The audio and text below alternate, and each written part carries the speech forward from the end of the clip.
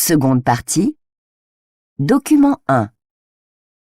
Bonjour, Frédéric Claro, bonjour. Bonjour. Il paraît que des applications pour smartphone peuvent nous aider à méditer. Et oui, aujourd'hui, de plus en plus de personnes s'y mettent. C'est peut-être d'ailleurs le symptôme d'une société qui va sans doute trop vite. On cherche des parenthèses. Et la méditation peut être une solution pour se recentrer. Mais pas que. De plus en plus d'études très sérieuses évoquent cette pratique comme un stimulant cognitif qui renforce notre mémoire, fait baisser le stress, la tension. Bref, méditer ferait du bien à notre cerveau à partir de quelques minutes de pratique par jour. Et du coup, de nombreuses applications se sont lancées sur ce créneau. Exactement.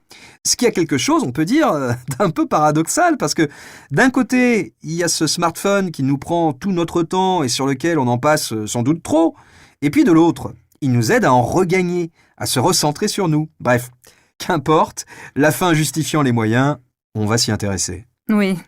Et ça ressemble à quoi, une méditation via son smartphone ? Alors, c'est à peu près toujours la même chose. Vous avez une série de séances, et ça commence par une voix très calme qui va nous embarquer dans une séance thématique d'une dizaine de minutes.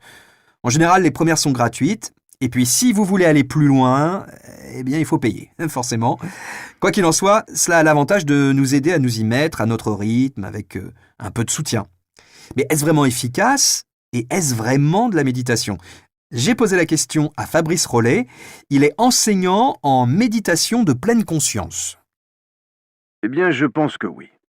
Je pense que, et en tout cas c'est l'expérience que j'ai, quand je vois arriver des personnes qui viennent s'inscrire à des formations plus intensives pour découvrir avec un instructeur la pratique de la méditation, je vois beaucoup de gens qui viennent, soit en ayant lu des bouquins, soit en ayant commencé à méditer par eux-mêmes avec un applicatif, Mind, Petit Bambou ou d'autres.